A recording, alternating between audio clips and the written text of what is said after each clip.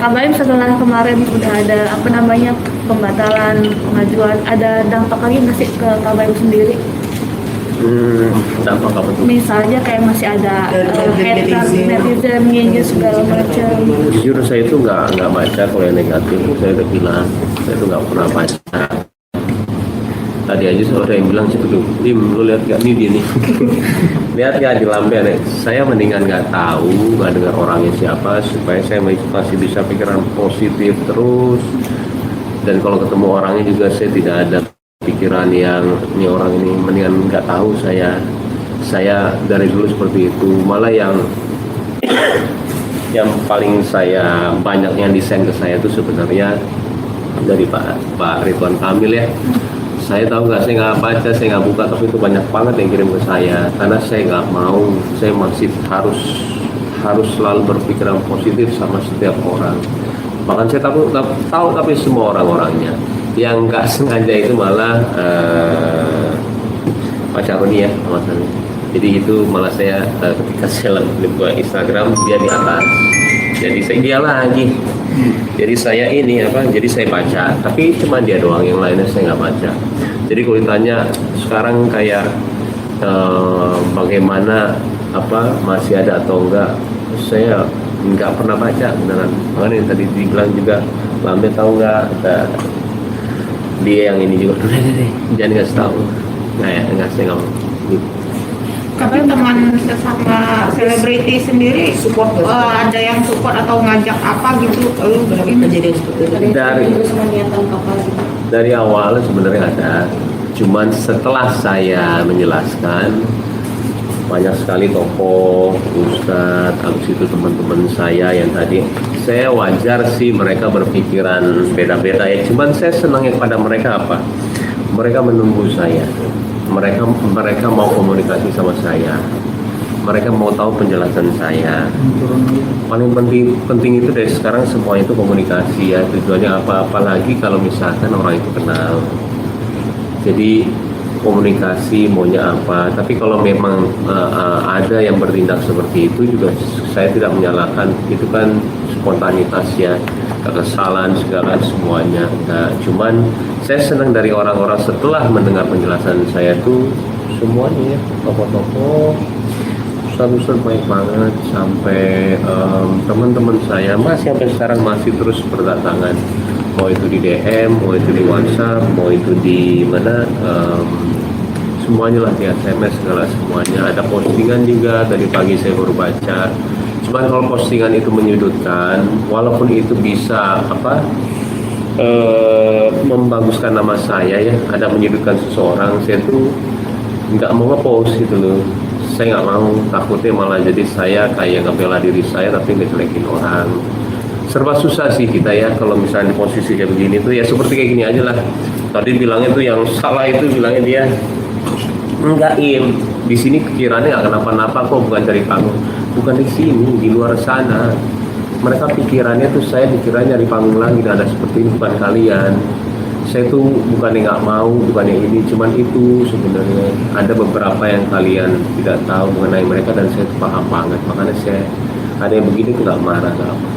Tapi kemarin Kabaim sempat sampai mau Itu kan emosional banget kan. semua itu kan semua nggak direncanain. Saya udah tahu dari awal ketika saya belum mulai.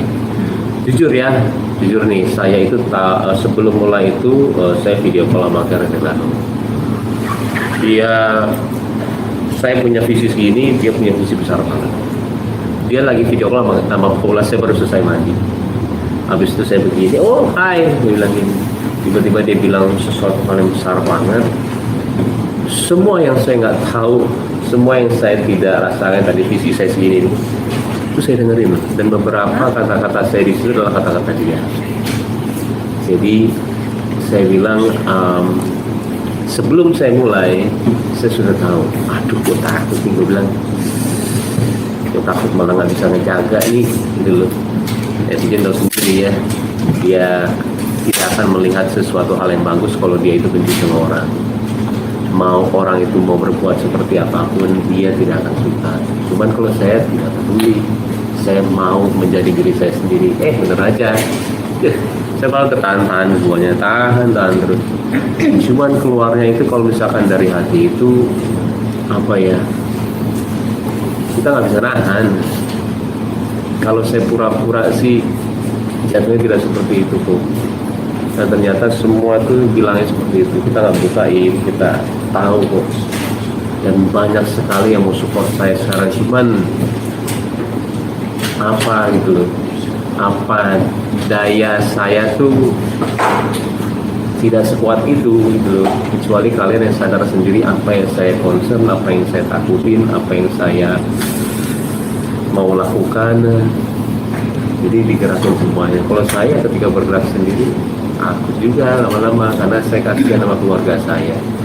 Nggak keluarga di saya aja, keluarga di mana, Paula, sama nggak keluarga kandung saya, papa kan udah lumayan ya, udah dia mau seneng-senengnya aja, tapi ketika dia ngeliat sinetron dulu lagi sekarang, jadi ketika ada berita itu kan saya takut kepikiran. Jadi banyak faktor yang saya pikirin gitu. Tapi kalau kelanjutan dari yang akan digantikan hadiah untuk fashion show itu akan berlanjut atau Nah, sekarang saya malah coba saya balikin sama kalian apa yang mestinya saya lakukan. Kalau misalkan ada, jadi gini, saya dari Poros Tengah, kita bicara Tiger Wong Entertainment dulu. Ada yang bilang iya, ada yang bilang enggak. Kita maju lagi nih, tingkatan lebih tinggi. Yang satu bilang enggak, tiba-tiba jam 10 yang ini bilang iya. Saya nggak perlu kasih tahu ya orang-orangnya siapa, cuman orang-orang itu orang-orang yang saya hormati sekali. Wah, saya bingung gitu loh. Jalanin, kelihatan nanti tulusnya kamu seperti apa, kamu kayak ini. Ada yang satu bilang, meredain dulu aja, karena mau itu berhasil, lu dikira nggak dompleng. Mau itu bilang nggak berhasil, nanti lu ketawain. Nah, bener sih. Ibu harus gimana ya? Nah sekarang saya malah balikan, itu pertanyaan benar. Malah saya balikan ke kalian, seharusnya saya harus bagaimana? Karena memang visinya itu memang harus diluruskan semuanya. Ada yang bilang sekarang ada LGBT, ada yang sekarang apa? Luruskan, kita yang bisa meluruskan. Jadiin itu pakaian yang unik, yang menarik. Jadi orang-orang yang datang, yang menjadi kontestan itu bukan pakaian yang seperti itu, tapi dia bisa mendaur ulang dari koran, dari plastik dia pakai. Jadi yang ikut itu adalah orang-orang yang kreatif, nggak perlu jadi orang kaya, jangan perlu jadi kaya istilahnya untuk bisa menjadi juara, menjadi juara mendapatkan 100 juta. Semua orang bisa ikut asal kreatif, apapun didaur ulang. Itu rencana saya sebenarnya. Saya mau menjadikan itu ajang, jangan jadi kayak kok pakaiannya jadi kesini ya, pakaian perempuan, pakaian pria, ini kita lurusin semuanya. Ini loh konsepnya. Yuk. Jadi mereka yang ini, oh di sini lomba-lomba kreatif ya begini, nggak perlu mahal loh, bisa dengan koran, bisa dengan plastik, dan ini. Dan saya pun jurinya pun menilainya juga gampang. Kalau misalkan saya dari seperti baju sekarang yang di duku atas, kita melihat bagaimana saya mau menilai yang menang 100 juta yang mana, susah. Karena pakaiannya hampir istilahnya sama dengan ini, apa yang harus mau ditonjolin. Terus saya bilang mengkerucutin lagi, ini meeting udah lama. Saya nggak perlu bilang jurinya siapa, saya takut dia terseret-seret ya. Cuma dikerucutin lagi dia, oh iya yang ini, yang aneh, yang gaya kreatifnya tinggi. Semua orang bisa menjadi model, semua orang bisa menjadi fashion. Dan yang juara bukannya uang yang kita berikan nama dia, walaupun memang uang, tapi bajunya yang kita belikan ya. Bajunya kita hargain 100 juta, baju yang hargain 50, 25, semuanya gitu. Nanti kita ada sistemnya semuanya. Ini sistem di Jakarta nih, ini bajunya nih. Bisa dilelang akan jadi uang lagi, dan buat mereka juga.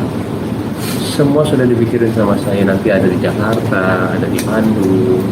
Dan semuanya itu yang ikut nanti desainer juga dari tiap-tiap kota. Jadi sekarang desainer semuanya Jakarta. Padahal kalau banyak desainer luar negeri, luar kota itu yang benar-benar bagus. Jadi buat saya terlalu banyak. Karena Paula itu dari Semarang. Kenapa dia pindah ke Jakarta? Karena di Semarang tidak bisa menjadi model, tidak bisa. Dan Paula merasakan banget. gimana caranya di setiap kota itu berhak menjadi model, berhak menjadi desainer, tidak perlu ke Jakarta semuanya. Dan majalah-majalah yang hebat itu dia menonjolkan siapa sih orang-orang elit semuanya. Suka fashion juga. Bagaimana caranya? Gerakan ini terlalu gede, itu susah juga kita mengartikannya. Tapi memang balik lagi salah saya. Yuk, apa lagi? Tapi berarti akhirnya itu maksudnya tertunda kah atau batal seperti apa akhirnya keputusannya? Sorry? Yang uang 500 juta dengan Keputusan apa ya? yang tadi yang acara yang dia direncanain ngapain? Saya sampai sekarang saya belum memutuskan. Karena kan banyak juga yang bilang 500 juta itu buat mereka bonget. Lala 500 juta itu hadiahnya. Hadiahnya total hadiah yang kita keluarkan. Saya juga tadi mau ada 20 motor sama 100 handphone ya. Kenapa sih gini loh? Saya jelasin. Kenapa harus ada itu semua? Yang menarik dari setiap acara itu harus ada sesuatu hal yang istilahnya menarik buat mereka. Kita istilahnya ya, kita harus bakar uang dulu supaya mereka tertarik. Istilahnya tertarik itu, oh ada hadiah ya, dia datang ini tiba-tiba acaranya bagus, tiba-tiba dia tahu maksudnya apa, akan menjadilah kayak seperti oh ini bagus ya ini ya. Cuman bagaimana cara kita menariknya? Salah satunya dengan itu. Bukannya kayak toh kita juga nggak salah. Apa salahnya kita bagi-bagiin motor? Apa salahnya kita bagi-bagiin handphone? Nggak ada salahnya. Tapi memang ada sesuatu yang bikin mereka tertarik, walaupun itu juga berbagi, tapi ada maksud yang paling inti dari itu semua. Kita jadiin acara ini buat kalian. Akhirnya mereka terasa sendiri kok semuanya. Dan banyak kok yang udah mau gabung ya, istilahnya kayak udah mau saya cerita dia mau ini, cuman sayang sekali sih sayang bangetnya tuh kurangnya komunikasi, kurangnya mempertanyakan kenapa. Tapi ya sudah sebesar itu, ya sudah saya bilang tidak ada yang perlu dipertahankan lagi. Takut kasihan keluarga saya. Namanya mungkin itu juga fashion banyak juga desainer Pak dan Martian banyak yang mulai kan banyak di dunia fashion kan sudah selesai. Nah mungkin kalau di sini kalau kemarin kan mungkin mereka kalau terbuka di jalan dan siapapun yang ikut dan mereka nggak ada acuan atau apa ini mau nggak ini diubah Gini loh, apapun bisa jadi kreatif itu sih tetap berlanjut. Gini loh, dalam agama memang tahu ya, itu sebenarnya tidak baik ya. Saya mengatasnamakan tidak baik biar mengartikan semua aja ya. Jangan sampai perkataan saya menyudutkan, saya bilang tidak baik. Itu tugas yang sangat jauh sekali. Bagi saya untuk berbicara seperti itu terlalu jauh banget. Saya akan pasti bukan ranah saya tahu bukan ranah saya takut sekali untuk ngomong seperti itu, cuman ya pastinya ini akan baik kita untuk ke arah mudah-mudahan ya bisa berubah, mudah-mudahan ya bisa ini ada. Tapi kalau misalkan dibicarakan seperti kan bagaimana caranya, lu setuju atau enggak? Ini loh, mendidik anak zaman dulu, zaman saya sama sekarang itu aja berbeda-beda. Zaman dulu dicambuk, digesper, ayah saya dia nurut, dia takut, dia hormat sama orang tuanya. Zaman saya tahun 90-an sama 2000 dicambuk di ini udah gak mempan.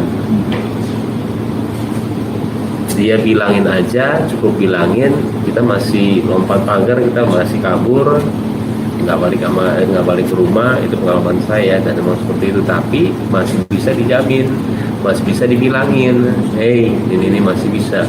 Zaman sekarang nggak bisa.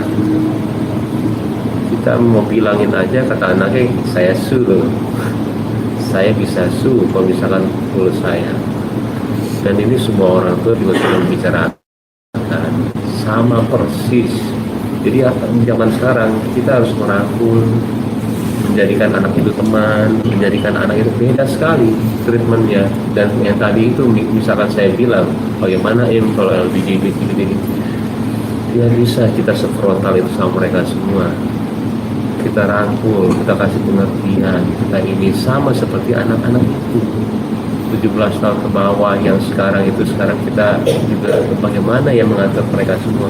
Kita rangkul, itu yang saya lakuin sama Pony, sama Roy, sama waktu itu Kurma jadi nggak bisa datang. Saya rangkul dulu, dia suruh percaya sama visinya saya dulu. Kalau kamu percaya sama visi saya, kita lakuin. Kalau kamu nggak percaya, jangan. Itu awal. Sayang sih ya, saya waktu itu dia juga yang waktu kamera. Saya suruh matiin kameranya. Saya mau ngobrol. Kalau itu nyala kameranya, kalian pasti tahu apa yang saya ngomong semuanya. Sayang aja waktu itu mati. Maaf kalau yang tadi saya nggak bilang. Kalau CFW sekarang juga kan banyak kontranya karena warga yang protes gitu karena kemacetan gitu kan, juga larangan undang-undang untuk catwalk di Zebra Cross sendiri seperti itu kan? Larangannya atau apanya? Larangannya sama banyak warga yang protes karena bikin macet. Ya, awalnya juga kenapa saya mau melakukan tindakan kemarin itu salah satu itu ya, lambat laun pasti akan dilarang karena itu mengganggu pasti. Kalau saya yang di rumah itu awal seneng, awal ini tiba-tiba pasti mengganggu dan pasti akan ada protes pasti. Harus ada orang yang memindahkan dia semua, mau kemanapun deh, nggak usah kemana-mana, harus ada lahan buat mereka semua. Kalau tidak ada lahan, mereka akan hilang dan susah dikumpulkan lagi. Kenapa? Sebenarnya ada bibit yang bagus dari sini yang tadi dibilang fashionnya itu. Kalau misalkan ini hilang, susah ngumpulin lagi, tidak ada wadah, akan hilang begitu aja. Movementnya si Citayam Fashion Week yang saya bilang sangat bagus banget. Si Citayam Fashion Week bisa menggerakkan kota-kota lain menjadi fashionable. Gila apa? Merinding tuh saya tuh. Gila sih ini movementnya, sampai mudah-mudahan pemerintah lihat, rangkul ya Allah, bikin bikin program, jadi nanti ke tiap-tiap kota. Gila nih Indonesia fashionnya lebih gila kali daripada Korea sama Jepang. Kita terlalu banyak adat yang bisa diambil. Tiba-tiba ada misalkan suku-suku itu juga banyak, itu kan fashionable juga. Karena tidak mengerti seni, itu seni. Dan banyak orang luar negeri mau lihat. Terlalu banyak yang bisa diambil dari ini, takutnya ketika diusir semuanya bubar. Udah, terus jadi apa? Viral sementara aja. Kalau saya itu salah satu itu mau memudahkan, bukan berarti apa enggak. Cuman emang tahu suatu saat ini pasti akan ditegur karena mengganggu, sangat mengganggu. Kak Baim sendiri kan ini beberapa kali bikin gerakan istilahnya sosial, akhirnya diprotes segala macam. Trauma nggak sih Kak Baim buat kedepannya bikin program yang mungkin saya itu sampai sekarang beberapa kali ya saya begini ya, saya itu sampai sekarang beneran saya tidak merasakan cacian maki demi Allah. Saya hanya merasakan bagaimana caranya saya harus menolong mereka ya. Gimana kalian bisa lihat dari mata saya. Kenapa saya kepikiran sama komen-komen itu? Saya nggak kepikiran sama sekali.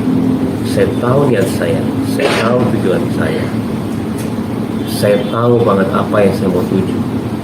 Jadi saya nggak pernah kayak cacian maki itu kayak menghancurkan diri saya. Terlalu kuat visi saya, terlalu kuat, tapi langkah-langkahnya lah yang saya harus pikirin.